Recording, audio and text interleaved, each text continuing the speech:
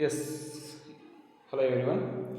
So in this class, we are going to discuss about the comparing quantities using proportion. So before going to the chapter, first we discuss some basic concepts related to our chapter. The first definition we discuss ratio. What is the definition of ratio? Comparison of two quantities of same units is called as the ratio. Comparison of two quantities of same units is called ratio. For example, here two water bottles are there. So the bottle A has 10 liters are there. The bottle B has 15 liters of water is there. So bottle A has 10 liters of water, bottle B contains 15 liters of water. Then we have to compare the quantity of these two water bottles. So comparison. So that means A is to B. So to represent the two quantities, to compare the two quantities, we are using the symbol is to. A is to B is equal to 10 liters is to 15 liters. So here both are in the same quantity, same measurement, liters, both are in liters only. So that's why we can compare the two quantities. So comparison of two quantities of same units is called as the ratio. So here in this A is to B, we can write it as a 10 is to 15. We can do it cancellation here. 5 2s are 5 3s are, that is nothing but A is to B is equal to 2 is to 3. Means this A is to B we can write it as A by B also. This A is to B we can write on A by B. That means this 2 is to 3 how can I write on? 2 by 3. Is it clear? Now in this 2 is to 3, this 2 is called antecedent. The first term is called as the antecedent. Second one is called consequent. Second one is called consequent. First one antecedent, second one consequent. When you convert A is to B into the form of A by B like this, at that time antecedent become as the numerator and consequent become as the denominator. Okay. Now, what is the reverse ratio of inverse ratio of A is to B? So the inverse ratio of A is to B is B is to A. The inverse ratio of A is to B is B is to A. Like example, what is the inverse ratio of 2 is to 3? That is nothing but 3 is to 2. So inverse ratio of 2 is to 3 how much? 3 is to 2. Understood? Next, how to define proportion? How to define the proportion? Now see, proportion. The equality of two ratios. Equality of two ratios.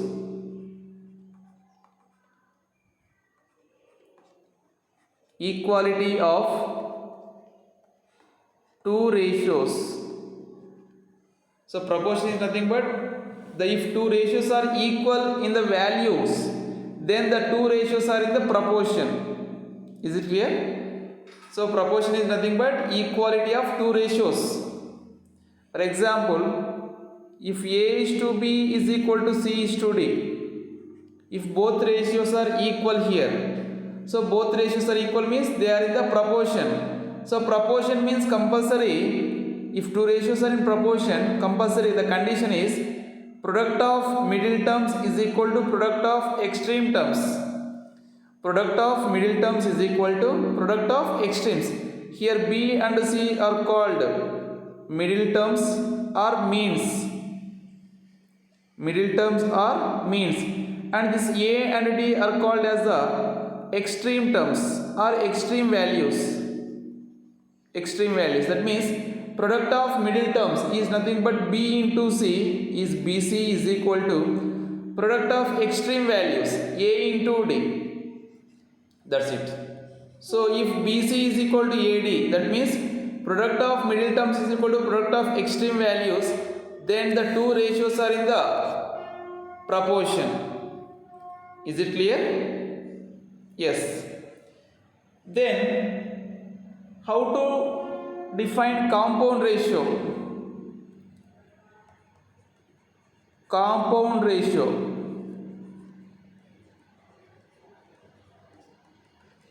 Compound ratio means if you give any two ratios, if you take any two simple ratios, what is the meaning of simple ratio? Simple ratio means, see, in the starting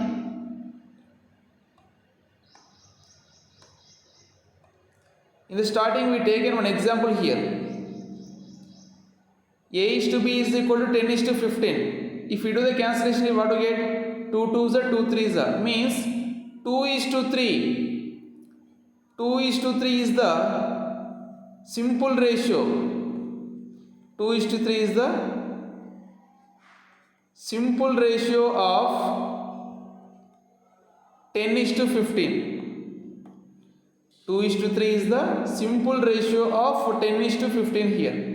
After the cancellation, we get the simple ratio. That means in the simple ratio, there is no common factor for antecedent and consequent except 1. Is it clear? Now come to the compound ratio. Compound ratio means if we take any two simple ratios A is to B, comma C is to D. If you take any two simple ratios A is to B and C is to D, the compound ratio of, how to find the compound ratio? Means the compound ratio of A is to B and C is to D is ratio of product of antecedents. Antecedents means what here?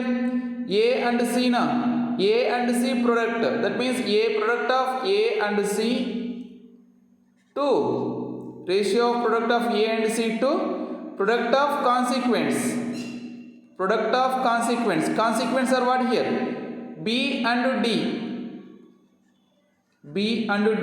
That is, so compound ratio of A is to B and C is to D is AC is to BD. Product of antecedents, that is A into C, and product of consequence B into D. So simply we can do like this now. A by B into C by D, that is equal to A into C AC by B into D BD. So that is nothing but AC is to BD. Simple. So product of antecedents is nothing but A into C is to product of consequence B into D BD. So this is the compound ratio of A is to B and C is to D. That means we can convert two simple ratios into a single ratio. Here two ratios are there. That two ratios we have to convert into a single ratio. AC is to BD. How can you convert? By doing the ratio, by taking the ratio of product of antecedents and product of consequence. The ratio of product of antecedents to the product of consequence. You can take any one example. By the example you can understand easily here. Now I am writing here one example to understand the compound ratio. Here I will take one example. Compound ratio of find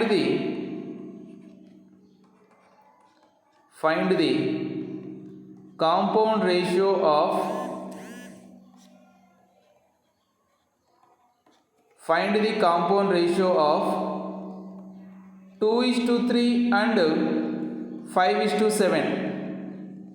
Find the compound ratio of 2 is to 3 and 5 is to 7. Now the solution is, how to find the compound ratio? Ratio of product of antecedents to the product of consequence. Now compound ratio of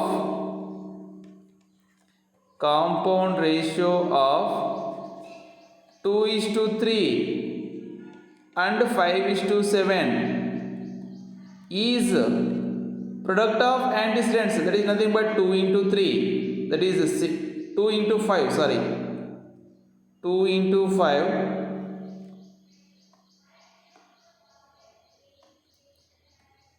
2 into 5 is to 3 into 7.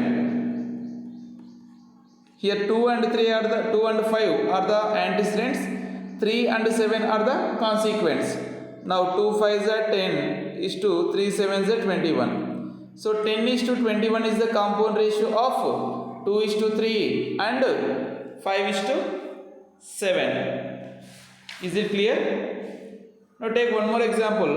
What is the compound ratio of 5 is to 7 and 2 is to 9?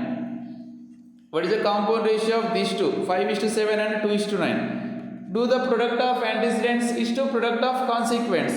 That is 5 into 2 is to 7 is to 9. That is nothing but 5 2s are 10 is to 7 9s are 63.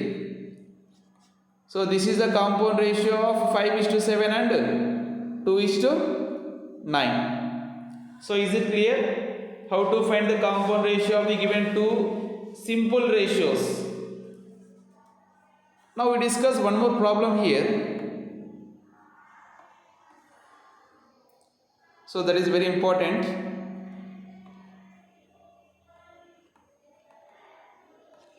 So that is not example problem. Exercise 5.1.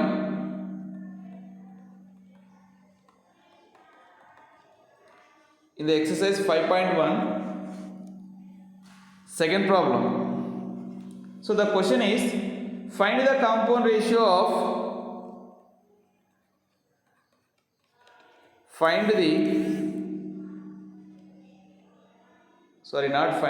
if the already they are given compound ratio here. Already they are given compound ratio, but in that they are given one variable. So we have to find out that value here. Now if the compound ratio of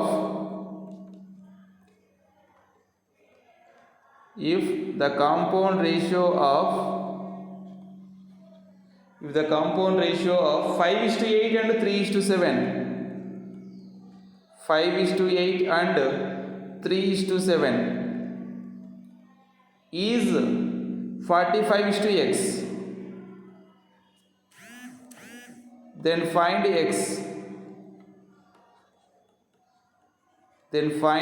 x. Now see how to simplify this one, how to find the value of x here. Means first to see compound ratio of 5 is to 8 and 3 is to 7 first to find out. But that compound ratio they are given 45 is to x. But you simplify first this one. Solution: compound ratio of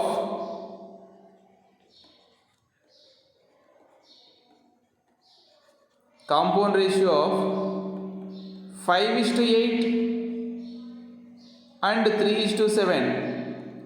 Compound ratio of 5 is to 7, 5 is to 8 and 3 is to 7 is, how much you get? 5 3s are 15